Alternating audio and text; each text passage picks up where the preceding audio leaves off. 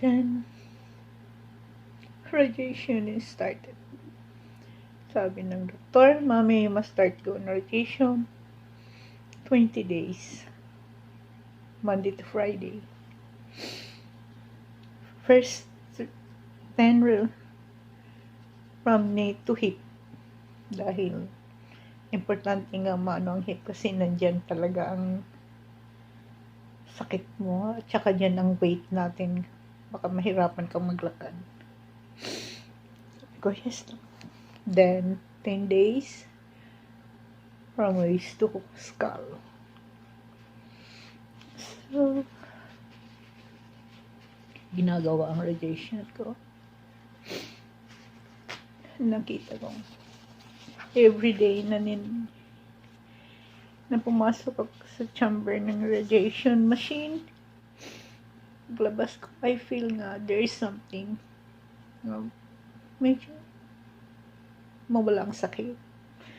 So, na-explain sa akin ng doctors, Mami, kailangan maramdaman po kasi din ang sakit dahil ang yung buto ay para yung bakal na nadikitan ng mga kalawang.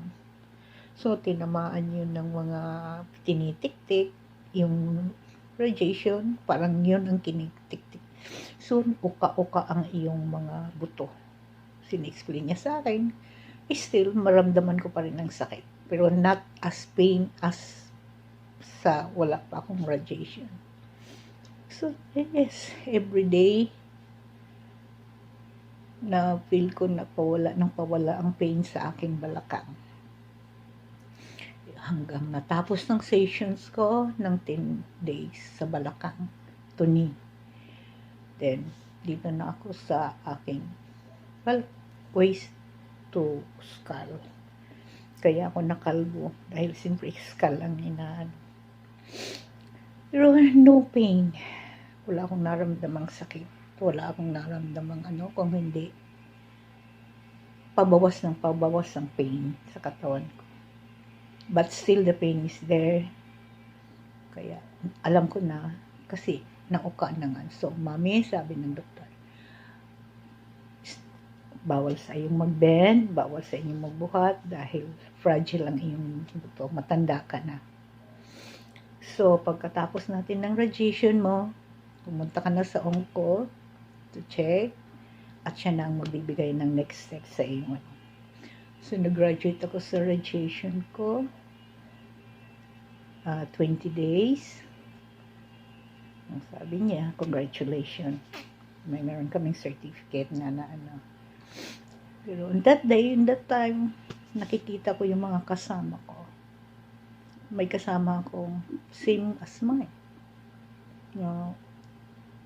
Charity lang.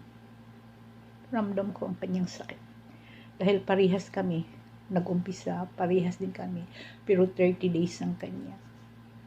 Naawa ako sa kanya dahil minsan hindi niya mabili ang gamot dahil wala daw siyang pera. Wala daw siyang naika-ika siya dahil sa pain niya na hindi instead na magkainom siya, ipamasahin na lang niya. Naramdaman ko kung anong sakit. So, before I end up my chemo, binigyan ko siya ng isang banggamutan para manasap niyang pain. Kaya doon ko naramdaman kung gaano kahirap ang mga taong mahigit na wala talaga. Kaya lang ako ito dahil gusto kong mag-lit na mas nakakawa.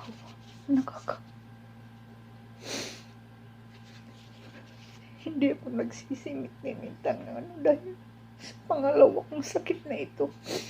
Dito ko naramdaman ang sakit. Dito ko naramdaman kung ano ang sakit ng mga may cancer. Dahil nung sa breast, iba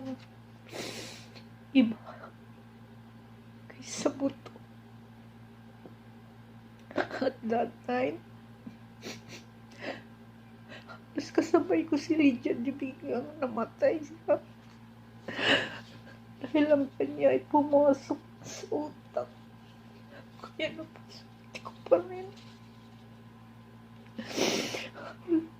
Tapos nagkaroon ko din Miss Cherry Hill. Namatay dahil din nasa utak ng cancer. Kaya, ano, papasalamat ako sa Diyos. Papasalamat ako sa Diyos sa lahat.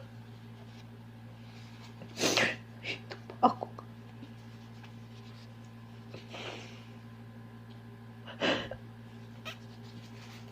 Ibubusan ko lang sa inyo nga naramdaman.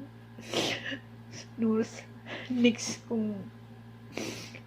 kong vlog, ibigay ko na sa inyo ang comparison sa breast cancer treatment ko at chemo at sa bone cancer treatment ko. Natapataas na ito aking puputulin ko lang ito after sa pag ko, part 1, part 2 ko na lang. Guys, salamat sa inyong pagpanood. To all the cancer patient, please pray. Don't lose hope. May pag-asa pa tayong mabuhay. Magampanan lang natin. Sundin lang natin ang payo ng doktor sa atin. Pero tao lang naman tayo. God knows kung kailan nila tayo kukunin. Ngayon pa lang, handa na tayo. Napakasakit na sakit na ito. Dahil ito ang sakit lang. Nasasabihin ng doktor, hanggang 2 buwan ka na lang. Hanggang 3 araw ka na lang. 1 linggo ka na lang. 1 taon ka na lang. Why do you know? Kasi silang binigyan ng pagkataon siguro ni power na galing sa Panginoon. Kasi lang ang pwedeng magsabi sa atin ng ganyan. No one else. Hindi naman natin marinig yan. Kay Lord na bigyan tayo ng taning. Pero ang onco-doctors lang ang nakapagsabi sa ating buhay. Ang mga sakit na cancer. Kung hanggang kailan na lang tayo. Kaya I asked my daughter, pag makapasa ka sa board ngayong October, kung kawaan ka ng Diyos, anong gusto mo? Kukunin as a specialty. Why not getting mo? Mami mo ay may sakit. Sabi niya, Mommy, I'm sorry. Hindi ko kaya magsalit. Emotional din kasi yung anak ko. Hindi ko kayang sabihin ng isang pasyente na hanggang ilang buwan ka na lang, ilang taon ka na lang. Baka mami ako pa ang magbukas. Unang umiyak. Bago ko masasabi, hindi ko kakayanin mami ang ganyang specialty. Sorry, sabi niya. Sabi ko, well, kung yan ang gusto mo, wala naman ako manggagawa. Kung ano ang gusto mo, kukunin mo sa yung specialty. Go. Ikaw ang masunod. Sabi niya, Mommy, I want to be a surgeon. Challenging work, pero doon ako masaya. Sabi ko, okay. So, pray for my daughter. Also, na sana by middle of September, start ng kanilang board. Sana naman makalusot ang aking anak.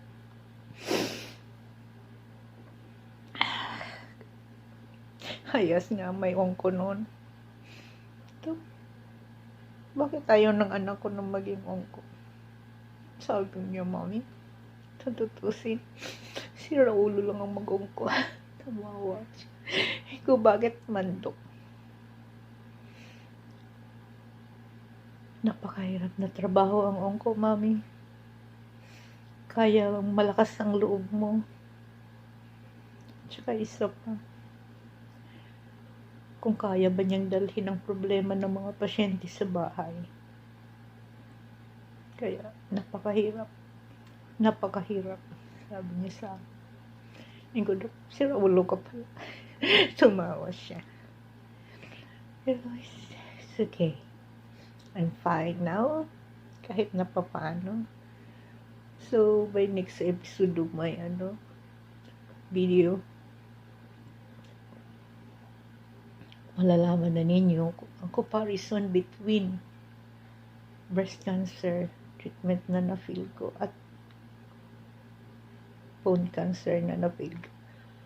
Dahil naadan ko na ang chemo, ang radiation, it's okay naman. Same as